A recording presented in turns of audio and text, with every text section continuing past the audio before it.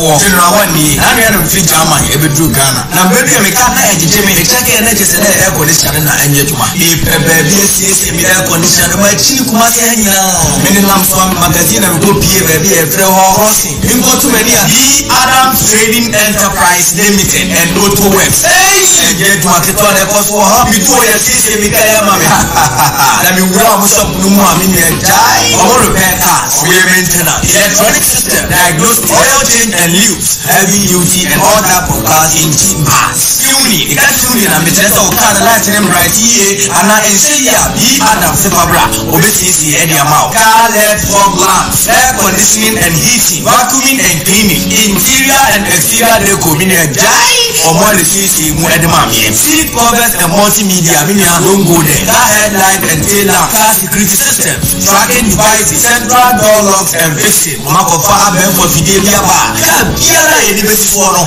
betre car no hawa e 2005 model for pim 2035 models in a Adam ese ko de ba o ben diagnose car no problem no wa solve e dia ma o mo san so alarm system bia I don't know ya to din saka alarm system kada hejina bi Adam san ko ne original one octopus alarm system o person original pa was alarm system no one ya o put on and na he so unu shiny bi o mo a e say e original so unu shiny dem ni a so tin baby not go the captain B Adams Enterprise so o mo e ta kwa ya so ame magazine cross e kuma se asem na making so wa ma true voice 0540 106 072 ana mo supply no 0242 740 326 B Adams Trading Enterprise Limited and Auto Works the best destination for all automotive services general one year abeto kumasi mo mi enfresi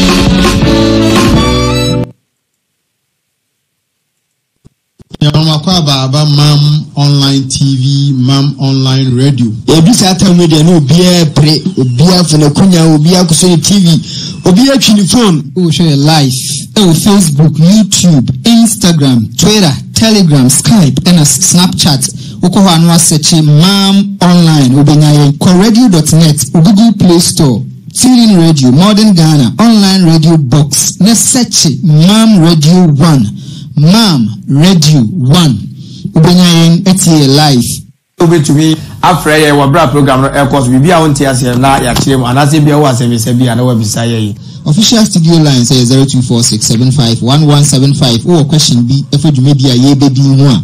Fafa so e voice note, text message and a voice call or video call. O de ba ye besum e wa ha. Mam Online ene Salamu Muslim Foundation akabom she nkunafuo enyankani ewusia emmoa ebetima fa so ama manfo aboa no inshallah wono beboa saraka hospital to ntu so eboa kronkito ani kronkesim bebe nso eni beno mo so otu so ema okoye website na mamghonline.org mamghonline.org org ubenya yenso etie okwa right side on abum radio 1 odo nsesi so a obo play abum se e stream kama Miss Tresse,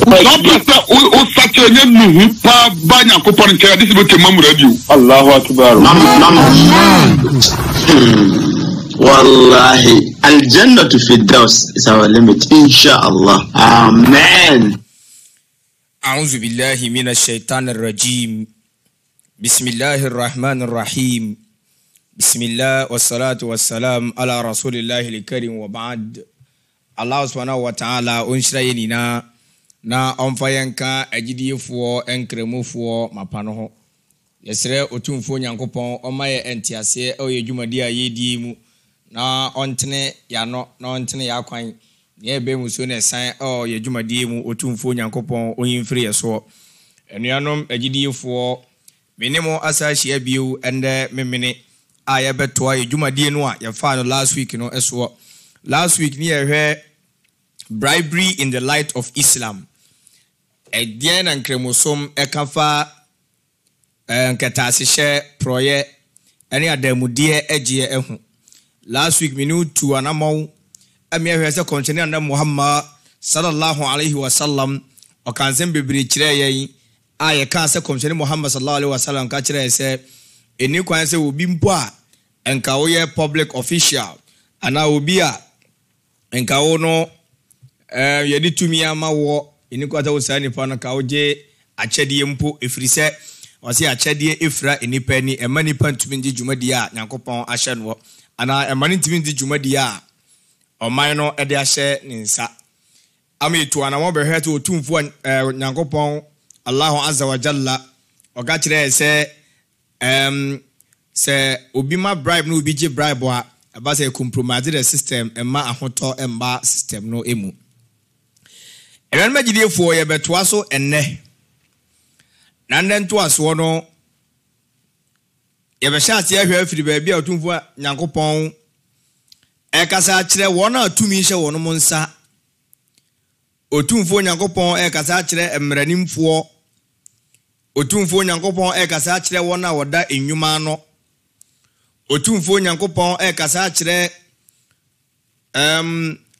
atemuafoɔ that is judges nyankopɔn ɛba bɛkasa akyerɛ mienu akoma yana bibia manipa te aseɛ sɛ yɛhwɛ Islam nankasa Islam in its entirety no is about event say life itself.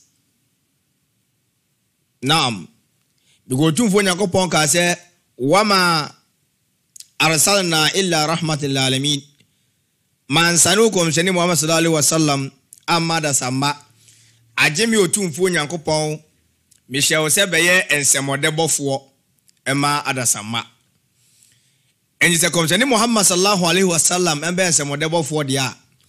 Na se minu mienu nso yehunu se yedwumadie ni sei ewo nyankopɔn adwuma emu nyame onhu ye mmɔbɔ no ntene yetekyerema yeso aso otumfo nyankopɔn wone nyansemu no amamenu mienu nyantiase bi se judges and rulers can be the target of bribery when they tend to favor the briber in their judgment and decisions against the truth. Wasi atemuafoɔ sieka ketasehye ne proye asemu pa ya na yede ani bu sa nkrofo no yede ani bu o ma o se ebetuma bedi mu ase ebetuma ya nokre se koba se omogye adamudie bi ne ebugu obi anka nokre no ekuta no so ne egyae obi a nanka eni kwa se odi nkunim ne egya sa ne pana mana ko free enuanom agidiefo enti adwene bi a ebefa no yene atemuafo no konjene de kam ya te ase se wo ye judge atemuafo na wodi asem ewo no kuremu na se echia kakra mpo a otumfo nyankopon de wonfom so chewo otumfo nyankopon ma enti ase uye nipa obefom all right beko base deliberately minumi no ese ye beji bibi na ye buagu obi so enti o se ebasa ebeduru baabi no ebekwa akwa ese uwo sika wasem so ase wasem kwambode yenka ho asem kra na oni sika de asem ba ya na ebu de agu so enti I am by this advising everybody every human say yenya hweyie na ya ma ketasehye ene pro adwumade wi ansisi minu mienu aso ewo adwumade epapamu yakopon ohun minu mienu embobo therefore say they do so at the expense of other people's rights for the sake of benefiting themselves through bribes. Enti akwanya bi esese enka obinya nia eye esese enka obi efamu no osi ye manipa no mfa saa adi ni mu all because minumienu pesi ye nya bibi eto ye ho na Sayyidina Abubakar radiyallahu anhu yankopon ginintum oka kire ese honam biara haram be wura mu no saa honam no ntimi nko otumfo yankopon edwa no anim. Allahu akbar. Enti si yedi asemo a yenya hweyi na nkofa ohaw amfa mbre minumienu dachi. Therefore to other catcher said the executive officials may also be target of bribery. Si e ka bribe asemo a wonu mo a womo tumi kuta womo ankasa the executive branch omo tumi nankasa kuta womo no executive officials sa mampanyinifo MP4 ni ade wosi enkrofo bi a tumi ni kuta womo ankasa aside judges no osan enkrofo de bitima target womo se womo nso even say bribe no edi ehini ewo omo emu ekwan ben so when they neglect carrying out orders, or even worse than that, when they deliberately cease to execute verdicts, especially a court verdict against a criminal, all because of being bribed. Was will be a two for Yankopon de to me Ashawunsa. Now, sir, inipano asama beto omaimu ana asama beto wenim. Na se so hwa asemnu edimu nokre. Na opo wasede a se woye wanye all because e bibi Ashawunsa. Se ba sa yandi nokre ewo oman no emu. Otumfo Yankopon ohun yemobo. Yehwe tumi emu a yesi Yankopon ne matumi. Nyame timi de tumi mo obia. Tumi Yankopon de memo obi biara. Sa tumi no tumfo Yankopon se eyensohwe. Idalile Quran chapter 3 verse 26. Quran sura toso miensa yimu aduonu ensia. Quran mieti ase se osi kul konjani Muhammad kachire wiase Allahumma menyankopon we malikal mulk wona tumi nyina yawdia tutil mulka mantasha ni open na odi tumi mano odi domo no watanzo mulka mi mantasha obi a open to uji tumi finisem wato mantasha obi a open no uma nanim guase wo tumi mu okuta tumi no nanim gu ato hyemra kora enyina wazil mantasha obi a open to hye nanim onyam e wo tumi mu biade kala khair wonsam na papa nyina wo inna wala kulli shay'in kadir na wo tumfo Yankopon wona tumi nyina e yawdia na wona hini nyina hye wonsa enu an magidefo and the way tie so tumfo Yankopon ema akwanya na okonya tumi a e wo so ye tumi no ho adwuma memfa nkoyese manya tumi die e wo se mididi ye at the expense of the poor, at the expense of omoa omunni ano anazo omunni akwanya so mbeduru baabi a wo no otumfo Yankopon ohuminu mienu embobo. In employment, ejuma ye ne ejuma pemu no, bribery has an impact in hiring someone at the expense of another who may be more entitled. It me say ye ko pe ejuma mu no, wuti mu se nipa we wo expertise no, or ejuma no mu adwene, na nam se wonni sika odi betua adamudi enti, na sa nipa no wanya kwanya nkoye adwuma. Ni e de gema no ama obi a sebi won tumi enye adwuma no. At the end of the day, the omaino na yedi omaino abro. At the end of the day, tumi na de ama no, you are compromising the power. Enuntina nda obeko hospitals bebre obehia nurse for omumu ade wo ho. Obeko teaching field obehia teacher for omumu ade wo ho. Obeko the engineering field ahodo bebre obeko no obehia binum omumu hwe. Adwuma ne ni omakomam. Ye bia ka ye nara ya assassine ya abode ma ye moja na nhwe nya de to ho ma ye aduru me ne won so ye ka asem we de bia na enso ye mfamu asem no nyedwuma. Edine pepa sese nipa de ye adwuma no eni ho because enipa ne tua sika o tua 10,000 15,000 9,000 6,000 enipa ne ru adwuma ne mu a obeso onya sa sika ne hyem ansa na watate adwuma na nkasa mpo so tate adwuma no a ne ye no onye no ema ne wie peye. Enti nyame nwanwase ye beye kwan ne wo kyena kwan ne nyina tutu enyem nwase ye besi abrosan wo kyena nkwa na abrosan ne ho ni atu afiri ho.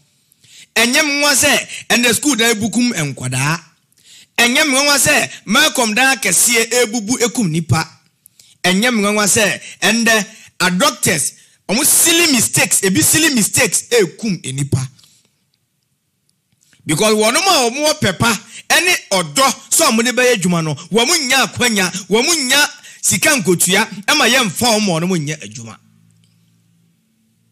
Anuanum agidefo de bia yesu graduate unemployment ipan bebre gufie and then akoya say who knows you and who you know. So oni mo obi na obi ni mo alhamdulillah. Anuanum agidefo yehwe current recruitment ahodo e course wo emie hu say hey Ghana we are still on the time bomb because e mabunu to do na ni adwuma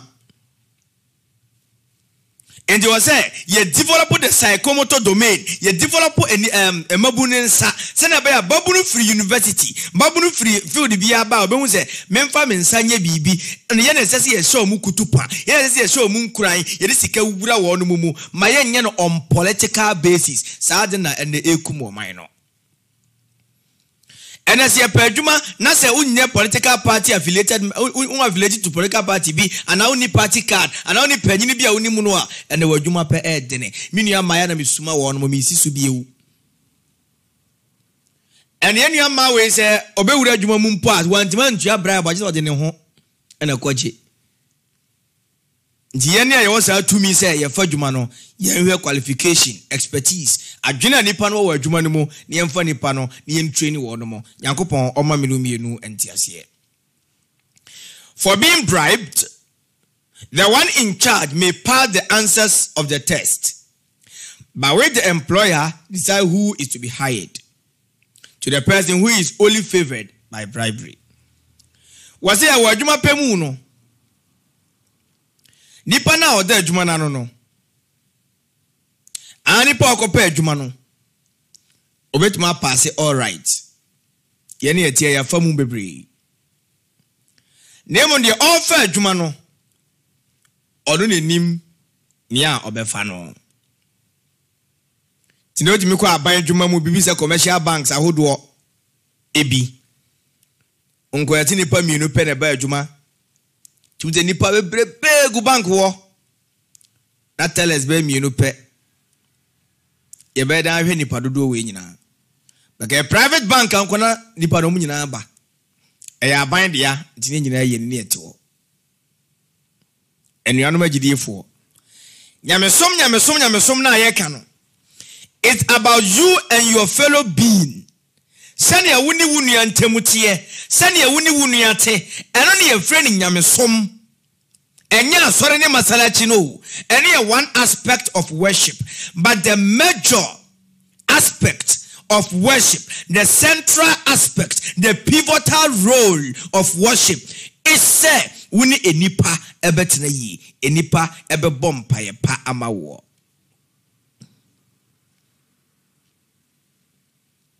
And nipa mpenya minchira wa mpeme dase nipa pese o yedi bibi she group mbre no. Nemom they are good people too.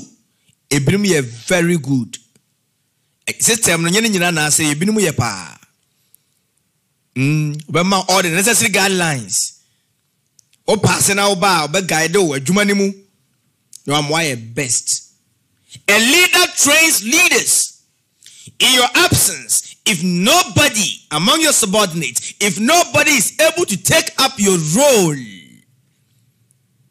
you are not a leader. You didn't lead people. So what she said, only one who been to me here, Jumana obey Yanwa, when your candini. And the Yania Yafa Juma, Yanshi, Elwana, Wape, Jumano, Yami, Ohuminu, Minu, and Mobo. Qur'an Muhammad sallallahu alaihi wasallam osi man istamala rajulan min isabatin ay ta'ifatin wa fihi man huwa arda Allahi faqad hana Allah wa rasulahu wal mu'minin. He who gives authority to a man from amongst a group whilst another from the same group is more pleasure to Allah or is more pleasing to Allah has indeed betrayed Allah, His Messenger, and the believers. What will be a kwenya so befa amanfo adwuma amanfo tumi odi amanfo be gina enwuma hodwano odi amanfo be gina dibira hodwano na obi o qualify pa wo ho na wanfa ama no na odi ama obi a won chedan qualify no wadi nyankopon hwamo wadi komseni Muhammad hwamo wadi agidiefo nyina hwamo efiri se sa ankrofo no mokotena ho no tumi no another akwanya na omonya no ombese no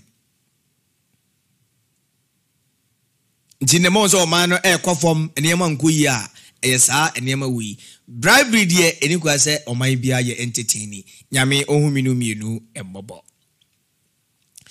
Bribery can also be involved in implementing projects, and so ade hunu ahodo ayewo si ema ye ade hunu na bamu a empempi so ya na ketasehye ewom. In this regard, a tender for a project is published, and one of the bidders may bribe the ones in charge. So he takes the project, despite the other bidders may be more honest and more proficient. Evet maba say aban wani so ade hunu bi so osi oye kwai aban wani so ade hunu so osi suku aban wani so ade hunu so osi ayarsabia aban wani so ade hunu so obi anwuma na amanfo aba omo bebede obi ebepe akwanya se ebe mana se agima no na amanfo afetira kotua sika ama wona woda no no ne de akwanya na ama wono mo meanwhile wo mo betuma ye adwuma ne yie no ene wono ma wo munni sika mo de betua bribe no. Inti yabasa omunya na we na onya ye no ye percentage obi abenya at the end of the day na adwuma na tantan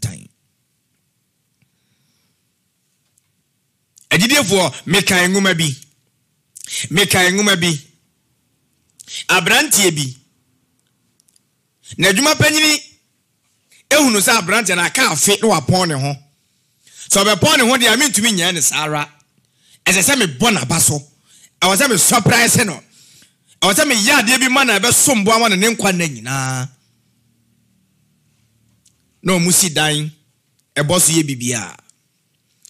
And no trust kama brantiano or more this come and say one chichire dying 1 year dying can see a bako and mama stand or the yard or the money nipper be our friend bruchriba.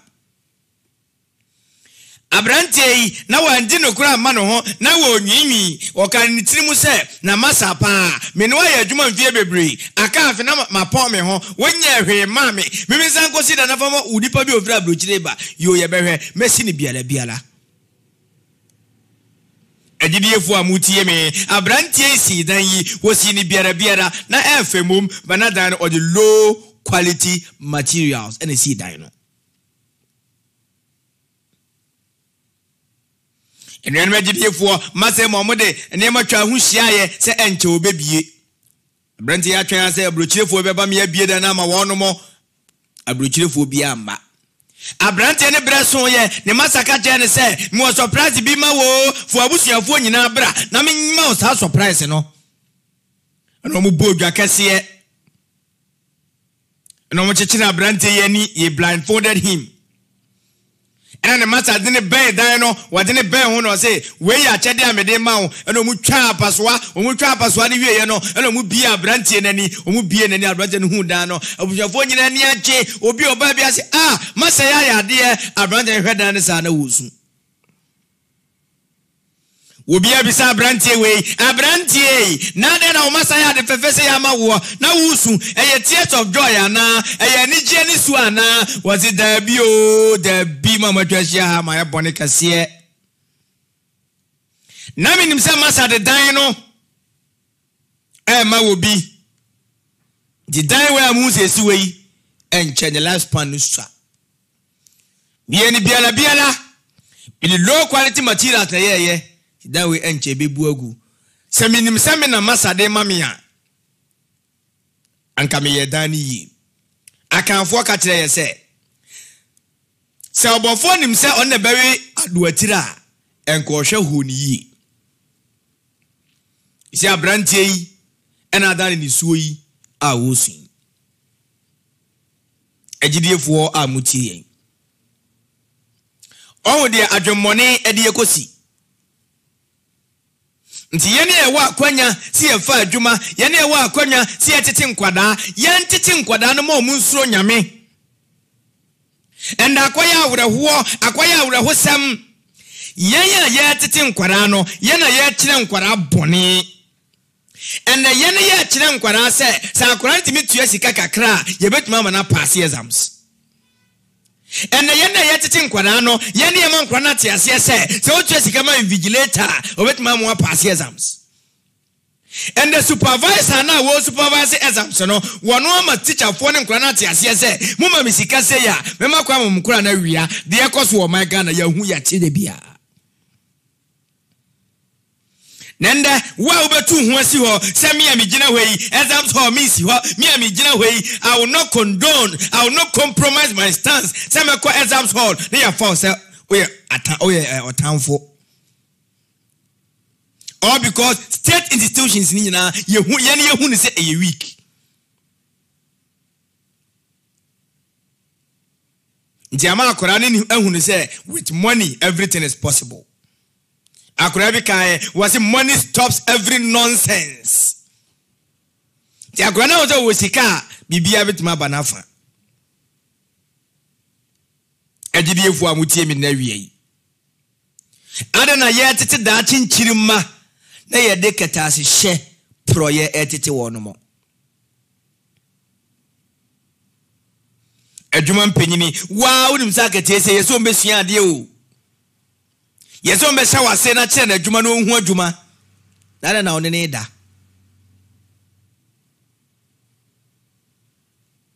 And most of our public universities use what you have to get what you want. Yet it checks for grade. Ibisi no kre, ibisi nya no kre. E mana ye no mo danankata bekasa ye no kre. Emizu gina TV so nya no kre. All because of system na e fa bi aye wiki no.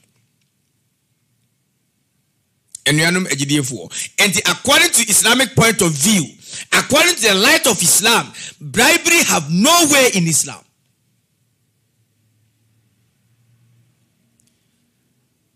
My can send me any binch my can't pay. She says send me any so. Me say on authority because him therefore come at it. In matters of worship, and when you sumuno, everything is haram except what is permitted by the Quran and Sunnah. And when sumuno be haram, I did the Quran no. Any company Muhammad Amaya Hokansi and yo. Or much in matters of our social life, or your brabo muno, everything is halal. Bibia kwa ho except aje the company Muhammad in the Quran as a mayenye.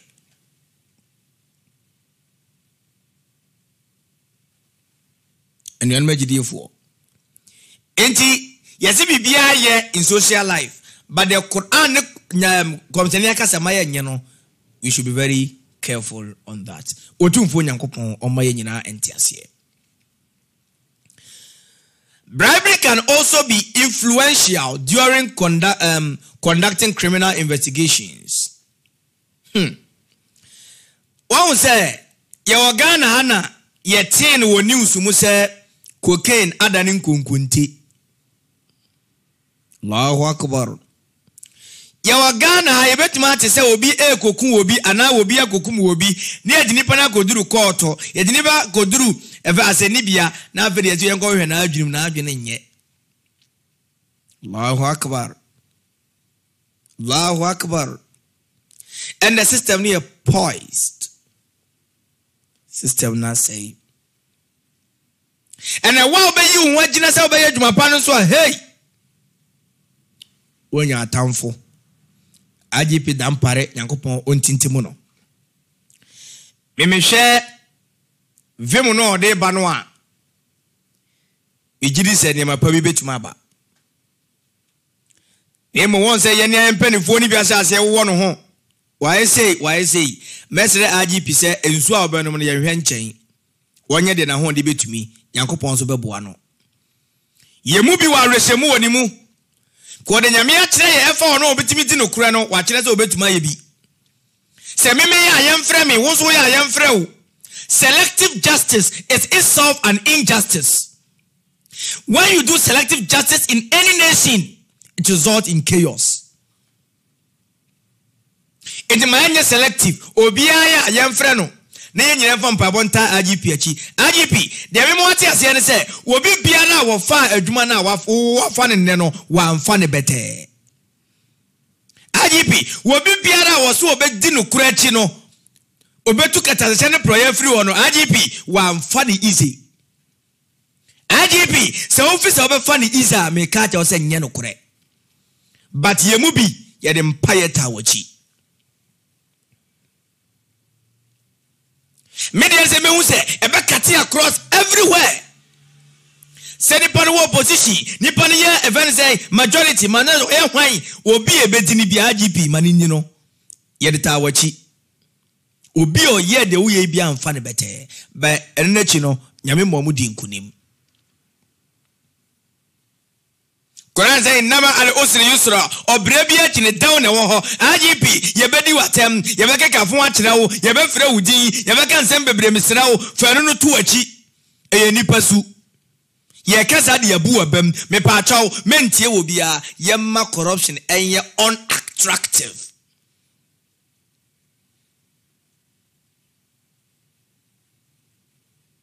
Enuanu magidiefoɔ enyisienya ekuo bi na omso bedi no kura yehwe ne yemwa wo no because Quran say esese Ghana fuo mu no yenya nkrofo bi a omoye amru bil ma'ruf wa nahy anil munkar omoye papa na omo kyekere papa na omo bra nyenye papa. IGP mem fa wo mpaye nsu ni agro enye bete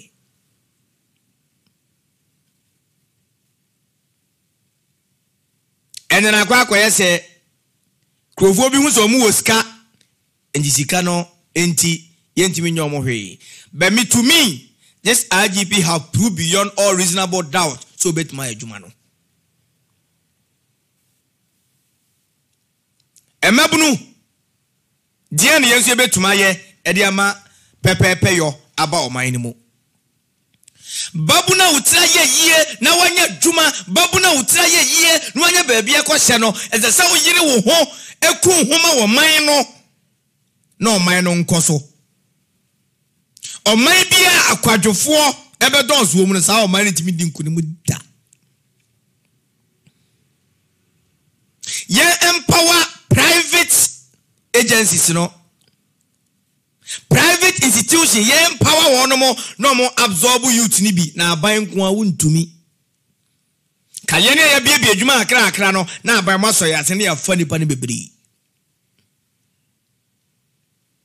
Yes, obia bia adwuma obetuma ye mfomso all right sankrofo no ye ngu om adwuma no ye frɛ nipa no na ye de na tena se we se wo ye ne se na adwuma no nkoso ne ye mwa o na fa mabunu ni bi ti na be ya pressure mbesi aban so simple na wo si nipa na ye mfomso ene ye gu adwuma no bia na nipa 8 ne wo ho sa nipa 8 ne be ka unemployed graduate no mu ofie no ho ende o man mu kro no nko awu nda onam ka etia na wan hwe pocket yie wan hwe bag yie a wo ne makɔ. Enuanu magidiefoɔ timoma yensuro otumfoɔ Nyankopɔn. And what when we are conducting criminal investigations, as the investigators can be bribed to be lenient or even negligent in their investigation in favor of the culprits. Will be a debonne. Yen shemusa zo onye boni bia.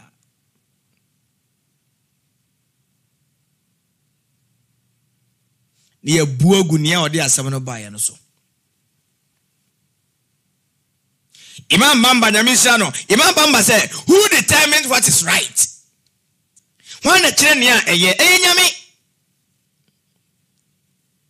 Wona ho kasa no, nyame ne ma the intellect out de kasa.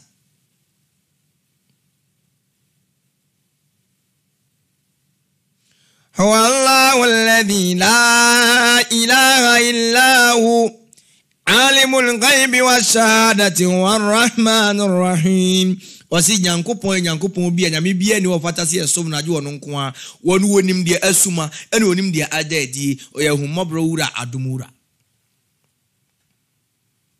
Enuanu magidiefo ti besamenu mi no konkodene na yaje wo man ni si wo besamenu mi no konkodene obia nya na afamu de maye nyina nsom obia nya na afamu de no man ni nya so mfaso no man ni ntumpon and obia wura adwuma mu a owese besabi by 2-3 years mi sifie adwuma bai ana wura mu 3 years 2 years wotimi sifie kukuru fie utu ana we ma hyew.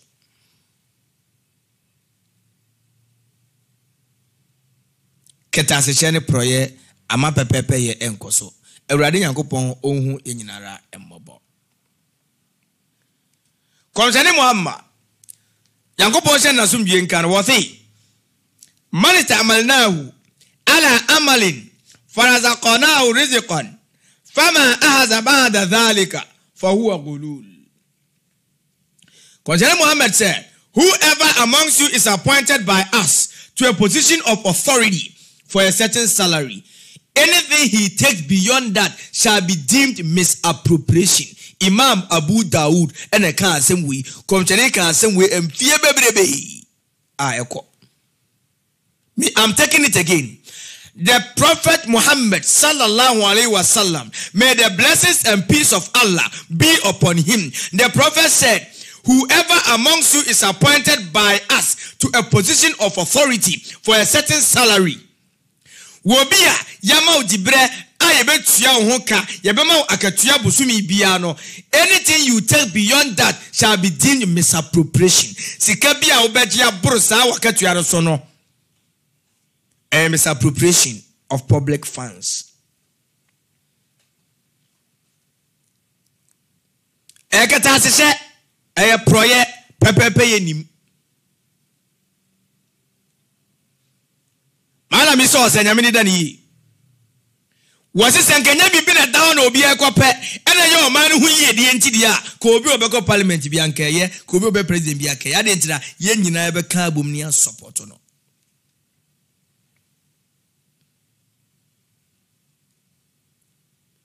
And the man say NDC MPP, say NDC ya na so mo na no matter what they will defend it, say yeah MPP wo actually because enye and MPP so akonya so a do mbeye say ye enye omkofo say enye NDC for say enye and the son of man akoye ye nyene sene ye benya mpuntuo. So we are always doing the same thing with our state resources. Senye ketase sene proya e die na o man ye ni abusianfo o my Ghana ye wo anioma wudo bebribi. Erade a cheyade ye wo gold, diamond, boxer, timber. Ede na ye ni aden ena baby etimu ani etim. Me say on record. Ye kofa Yesu Kristo be yo mampanyini. Ye kofa abofo be prapra. Peter John omunyina be ya asoafo wo oman ni mu. Nasa me no yansesa yesubanya o my Ghana betim bebi a etim. And obinya azumi public officer ne money ye omufre ordinary ne money ye ordinary citizens no ye nko school back ho ne mpna makura nko school back na ono ane ma.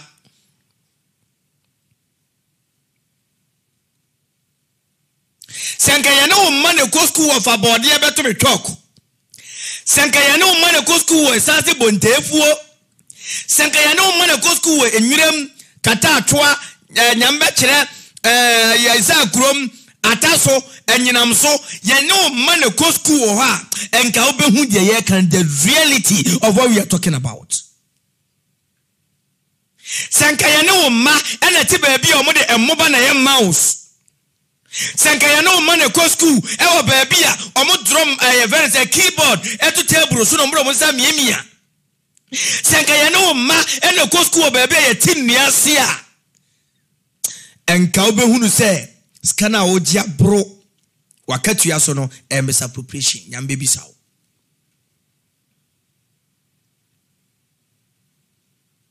Fellow Ghanaians, mama yenni no kura maye ho. Al-Galul, come say Al-Galul, misappropriation, stealing through abuse of authority. And nam di bread ya mountain uwia omayno. Eye adwuma na mo di bra uwia adwuma no. Hwe mayen face fact. Mayen ka no kure. Won say ye kasa ya se sikafo wo man Ghana, omum bi adwuma ma maburu ni nyewe. E maburu nsusu banye. The majority. And the wabi adwuma na odinatena no no obese 2 days 3 days oyeyi on found say adwuma be collapse say be ko say on fa ho na ho na di sika be bi adwuma be fa ho and obi be pe adwuma ne ho mbro na ne ho hantwo onya adwuma ne wi atam ope na obadwuma okasa nipa ho te se mmoa okasa ti said the wiase nyina ne dia ohu wiase entinda sikafo ne nyina de omusi akoto treasury bill ena eda ho ti treasury bill ne bewo no agye so mfa so no wote ho sika no onfa nya hwe. So we shouldn't blame them much. Eyamenu mi enu suban.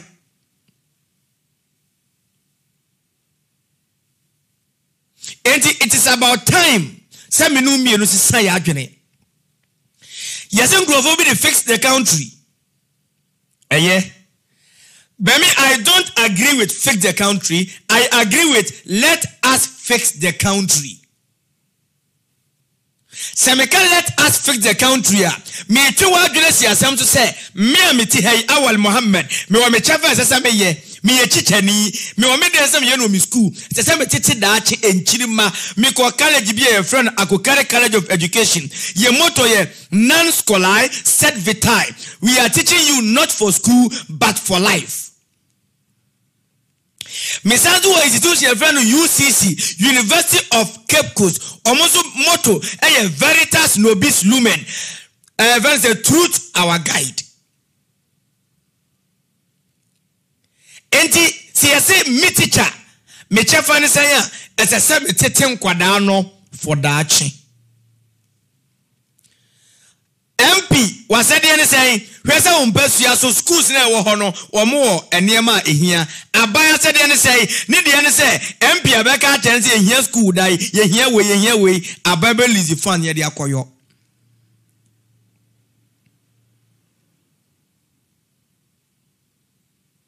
And what I mean by let us fix the country is that semeyema famudie na wo ye wa famudia o man no befa ne ntuma pa afura na manyame die na pesa assembly ma ye ne die manyame die pesa MP ye ne die manyame die pesa president ye ne die manyame die pesa minister ye ne die o man yi betim bebi etimara till thy kingdom come. Aiding and abetting is a crime in Ghana. See a before ama fire bone mfumso kese bone kese wo man yamra kuni no emu nanso and that is what is going on. Yes, the police is your friend. Help the police to help you. Are we truly helping the police to curb crimes? No. Eti na mere ya mi fili sojafo no.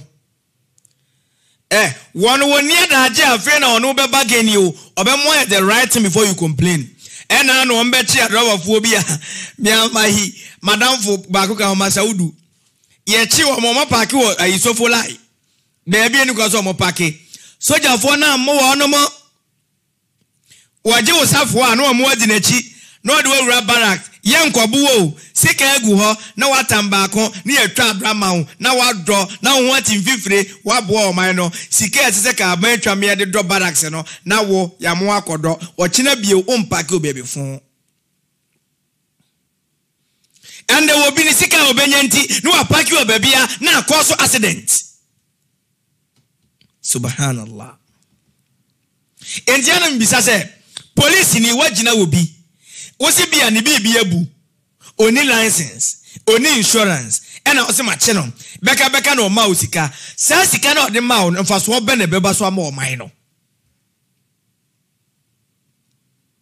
Yamania Juma Omana for swap, Ebia gata, near Manako 2. Ado, near Manako do, Yamanako prapra. Send your cover time or no, soldier for no, a year among Fobino. And the baby says, "You are man for come cover ball no. No more money sans money no. Near Mama Copra, Marco Swabble and Uncle Tuagu, Mobile and one for Canauco. Say insurance na unkaya near ya two can in the call near Moko train insurance no. License na unia near Moko license no. And do we are near before VD. We any Pabakumi and Ubisa or China Ubia Bitra. May catch on record on authority say. O may be watum pon eneno emrane chia manfuo bi ansana o may ni bedinkunim bande police ni bechi wo bi kura nne ko be firi soro wa ba jano oyemakwara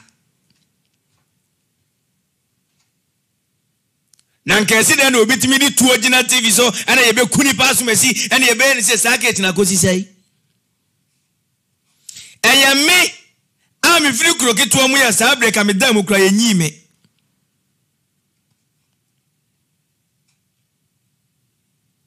In concerning Muhammad said, abuse of public authority, misappropriation of funds is a great sin. And Kramofo more parliament concerning Muhammad said, misappropriation of funds, stealing through abuse of authority is a great sin in the sight of Allah. Adentra, we are stealing the future of our coming generation. We are stealing their future. And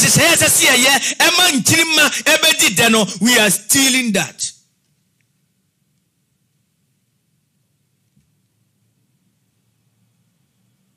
And you are not for in the concerning Muhammad. Yeni edine chino or catch there misappropriation of funds. Stealing through abuse of authority is a great sin. Man kana yu'minu billahi wal yawmil akhir falyakul khairan aw liyasmut. Let him who believe in Allah and the last day, when you open your mouth, speak what is good or keep silent. Samsona, when you are doing something, do what is good or stop it. If it must be done, it must be done well. And Yanom Ejidifo. A man came to the Prophet ﷺ to tell him that someone had died a martyr. But the Prophet said, nay, he is being dragged into the fire for a garment he stole from the spoils of war. Obiba komseni Muhammadu sallallahu alaihi wasallam ho. Mekaje komseni Muhammadu said, Abranti awal Muhammad yeko akunze ko kwa mankramu Islam no wawu enti wawu ewupa ya dara semata komseni kaje zadabi sabra minu kasei nyame ya kyerɛ sɛ yadini ko jatade ma de ntina ɛko na amukoye no wofa atade bia ne ni kwan sɛ wofa because after ɔko no ama omsisa enema tinema mbenya no ma ache bɔɔlo no wi a bi sie ye ɛno na wo wi a ye ninti ye twe no de ne ko bonsam gyam wate sika sɛ na wadi ani kwan sɛ wudie sika sɛ na wadi ani kwan sɛ wudie otumfo nyankopɔn ohumi no mienu nyina emmobo. It is worth a moment of thinking to fathom how bribery can affect the decision of the people in charge of educating our children. One of my sister was chile ye mabuno no, one of my sister was chile ye manual diano, and the catasician proyensu ewuraho. Yana Mikase say I'm focusing much on productivity. Yan develop the psychomotor. Now you develop only the cognitive domain or my betting baby a team. See, I create a book. And I hear them say, one minute the first, yes, I'm sorry, 1 minute say, Sanya Mano, Emma Ketasisha Doso. Yes, see, it is alleged that NSMQ, National Science and Mass, yes, Numpono, among Votia at the Mudie, the Yatian alleged. It in the school be a Bessia Cassette. School way ya dear sin way, et na ya tia kabi, near the man crofobi, no man manipulated the results. Na school na bedi kind, sebe obenya ni padom, or admitting padom yasika, now a tibia command manipulative system or no. Why are we jeopardizing our education system?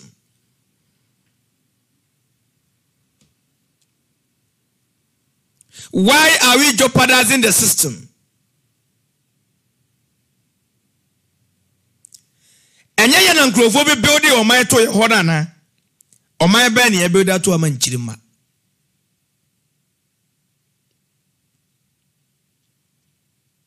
IGP, don't you me word you may be. Na yenso de yetawochi. Media say me hunu say will be from the political divide. Anybody who falls foul to the law should be called to order. Manon ko yese yene ye to abano ye gine wiem to abano ye foma na mache ye. Oh, yesi wo ba bi maami bi yesi say burasi o se de na kwose sai wo bi afuom. Kunani e wone ne mma. Yesi ye dinu kotum. Kofuo bi ne kotiache ska koyi no. Kunani kwam de no. Eno ne mma kwose se obi ebura se wo kowia. Wo bi akotu obi banche wodam. Wobi wia akokore na mienu wadam, wobi wia wodwan wadam, na adan ti na omo wia sika bebebere agya wo no mo. Sadi okowia aponche no, wono wokowia se bia wo ton adidi, anazi wokowia se bia okokuma wiu. Ene ye ono nko a, be wo mo say wo mani sika no, those who are misappropriating the public funds, sankrofo no, they are stealing, they are spoiling the future of the coming generation. Which country are we then building? So Islam, our stand on bribery and corruption is say we will never compromise.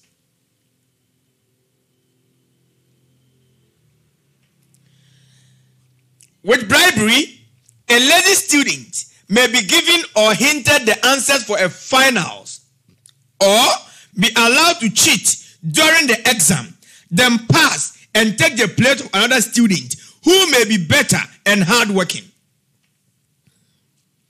Ewa yadisua mu no, yetimi to answers e de man kwada bi, se na be o mbetwa se ne nkrofo bi o mo anya sa akonya no. Yetimi to grade e de man kwada bi, enye nwasende ye system ni nyina ye weak no. We have people who can speak good English. We have people who can read very well. We have people who can interpret the Constitution very well. But it doesn't transform into productivity. We are just talking. Nothing is happening. And I talk. Apo de man kwada. Yeko se wuram tura apo de man kwada. Wa obeka se wonye no wa ya atamfo. Some of us will never ever, as long as we are in the teaching field, we will never ever compromise on that stand. It will be better if we leave the educational field than for us to compromise the stand, to go and write exam for children in the examination hall.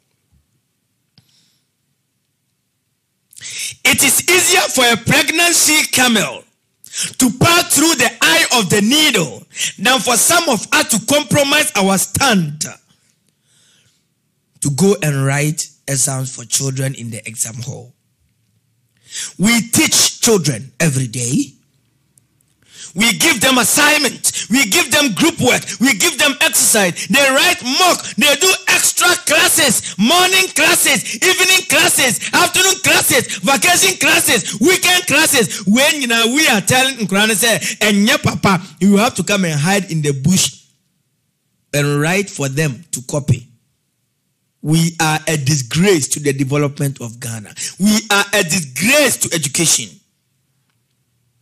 Anybody, any proprietor, any teacher, any headmaster, any supervisor, any invigilator who compromise his or her stand to make sure the education system is compromised,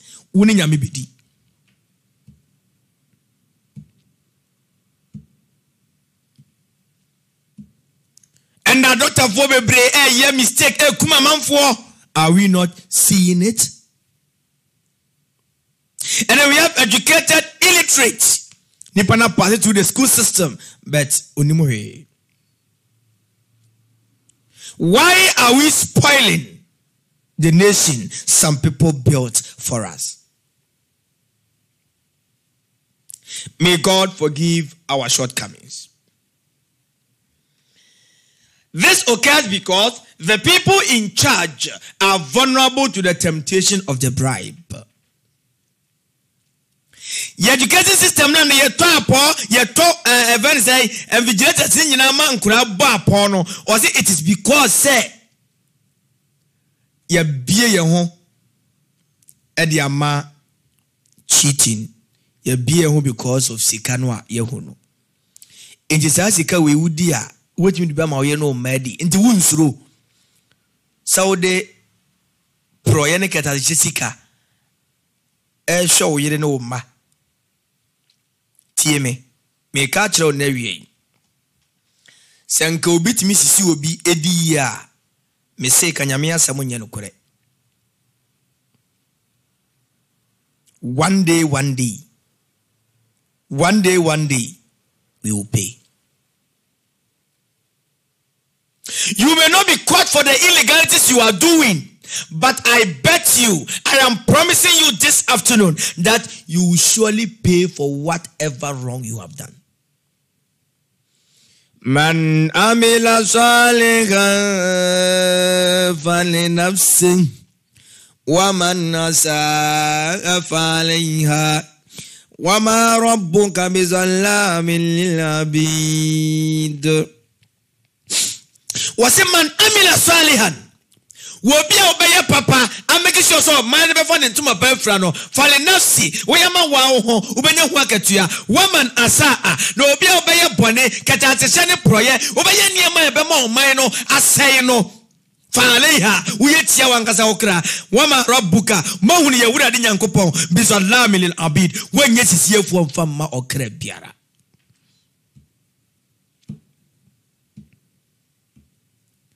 Me papa ne me maame nom amampa nyinifo mayenwini nkwachiri.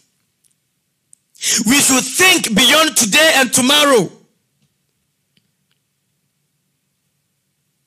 The Quran says, "Ajidiyafwe wal tanzuru nafsun ma qaddamat ligaddi wo bi biara hwede washa to ama no ochena ni yamienu o ende ye memene da wachini kosie wachena ba ko ne se ende metiama no dendenden wachena na manu akatum ni ekosie me ti ubehume ubati se mala Muhammad awal ekasao na ye video ubehume na ye picture o na mala Muhammad awal na minni ho sabre mawuko ehona obeka se asem we abrante we kan ende na metia manu woden wachina na mawu na ye twiminya na ye mi kosada kamera mu o majapade me yire ne memma na majaw mu nyina na me no mu nya ye bye bye. Minima busia be dinkra da o wo me na ya busia fo nim sa me ho beto me wo mu no se mi bewu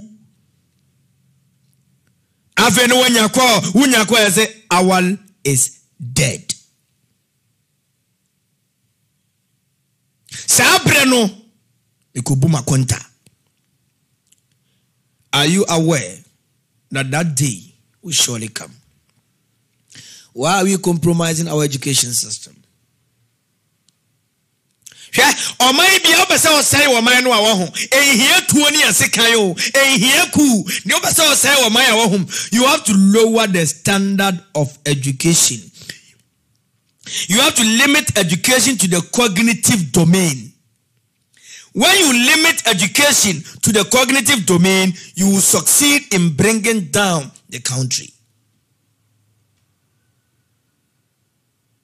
And obi otimi chiguni tirimi so mo na ye saudi sani po we call the outside where the ontimi nya hwe ye obi o ye science woni lab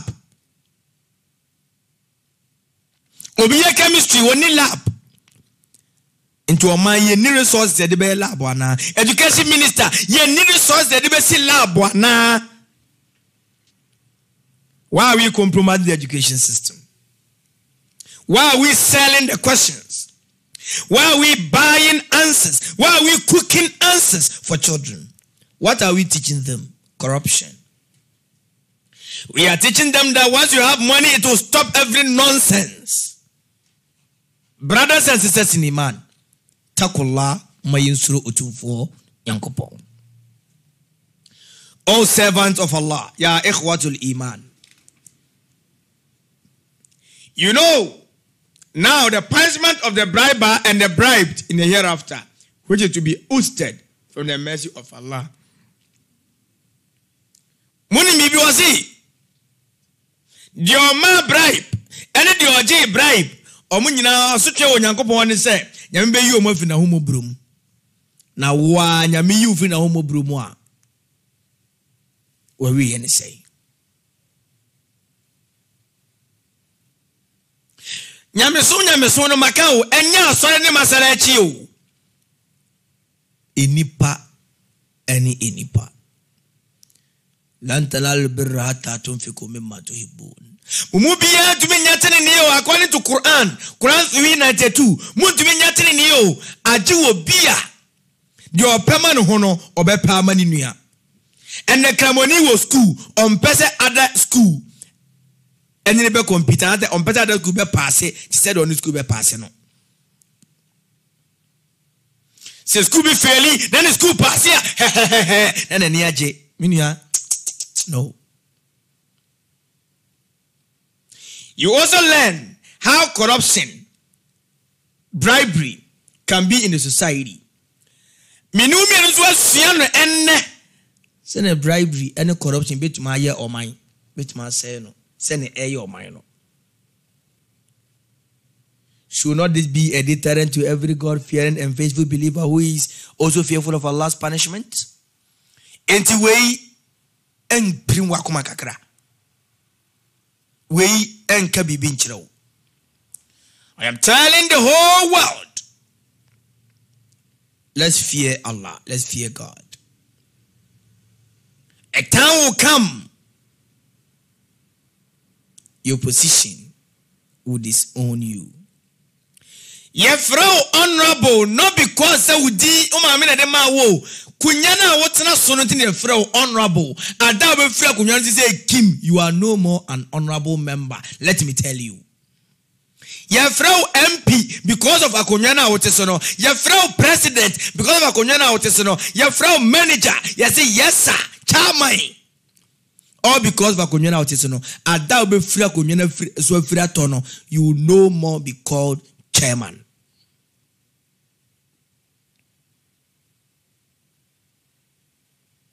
Ebirma beye biko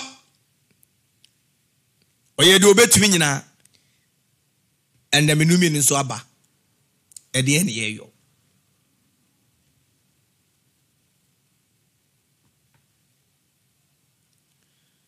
When me jidi for yedi kasa ni nyina ba wiye no yedi betu ya honfo ne say fear Allah sunyame. The fear of Allah is the beginning of wisdom. Knowledge comes from the word to know. Wisdom comes from the word to be wise. Knowledge without wisdom is useless. Nimdia siakaze obi wo nimdia wa hunu wa hwe ne wa hunu nyansa de nyame ne de mawo nyame ne bemu ohu nyansa ne bemu ohu se krono nye atisi enye se me ne obi baba beda sana mama na adwuma nye se me compromise system no enye. It is only wisdom that will tell you that. Miana Mikasa, you see, in examination hall there, a normal students there, when we are all students, and invigilator, kakra, they be in any kakra, with me bisa obi, so with me kasa. I know they will be so students who buy, but to an extent of coming out to take something to go and give to the children to write, it's an indictment on our personality. A did the attempt at the or a chilesa ya nyehi. Fear Allah, O servants of Allah, and safeguard our religion, and the trust you are shouldering the responsibility thereof.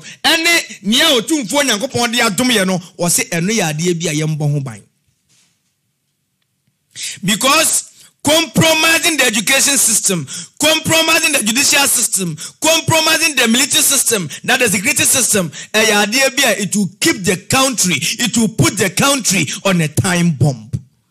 Ya ikhwatul iman, and you are for. So So the Islamic stand on bribery, I may not started last week. Me de ba we yen nano. The American said in Islam we don't give room for that. Se wa unza kramoni bi ye bia me pa chawo eno ye onu nu suban eno nye Islam subai.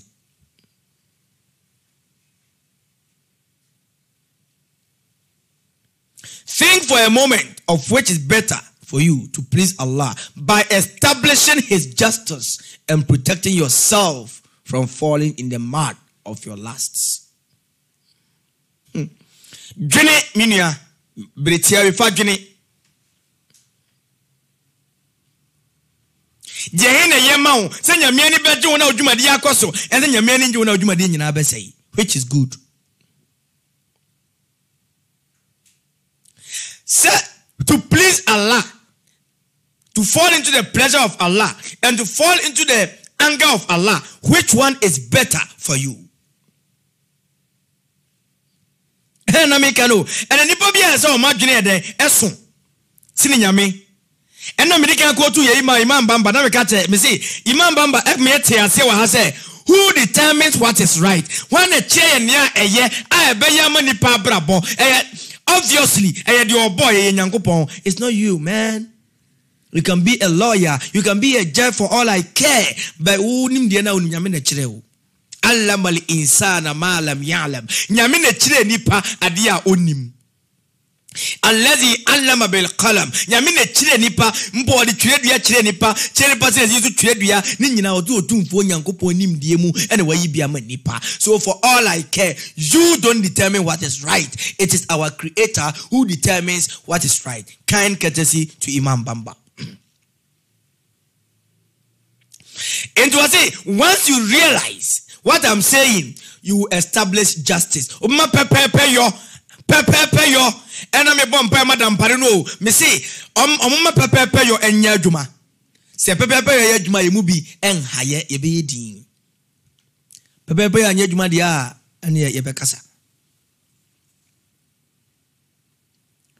And my India kono diachi for mama toga. وآثر الحياة الدنيا فإن الجحيم هي المأوى. Oh, eti nipa bedu akono di echi obefa wiase abobo je wo pe na wo ye and I have an information for you. Me wa asem ka kire wo asem ne say fa innal jahima hiya al mawa wa wiye ufie ene jahim o seye mu jahannama. Na jahannama ne yeka amanfo fi se soro asem ne yeka wo enye soro ubedi kan hunu wo wiase. Quran chapter 20 verse number 124 surah Taha. وَمَنْ أَعْرَضَ عَنْ ذِكْرِي فَإِنَّ لَهُ مَعِيشَةً ضَنكًا وَنَحْشُرُهُ يَوْمَ الْقِيَامَةِ أَعْمَى. وَمَنْ أَعْرَضَ عَنْ ذِكْرِي فَإِنَّ لَهُ مَعِيشَةً ضَنكًا. Wobia obe pumi nyamiasem aye wa kono de aye wa kuma so apede a compromise the security system, a compromise the justice system, a compromise the education system no what if for inna lahu ma'ishatan danka abrabo mu beye dine wa brabo beye dine hu ano tika kutanzu hu ano wa nasuruhum yawmal qiyamati ama ansana yawmal qiyamah nyano wa ni freni. وَأَمَّا مَنْ خَافَ مَقَامَ رَبِّهِ وَنَهَى النَّفْسَ عَنِ الْهَوَى فَإِنَّ الْجَنَّةَ هِيَ الْمَأْوَى. Nankrofo no mbejina ma papa wobesuro nyame anim gina wobesuro da nyame kwese ne kra no wobeko atia ono ane kra obeye jihad nafs atia ono ankasa ne kra fa innal jannata hiya al-mawa. Sani banawiye ya ni fie ene janna.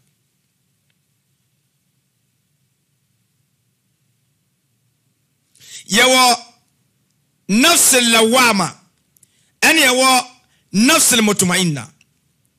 Nafs al-lawama no nimdiafo se ay akoma enunu okra enunu ni ho okra so yamfum so obi a no anu ni ho imam nyasa okra bia se aso yamfum so a na se nuhu abane mu.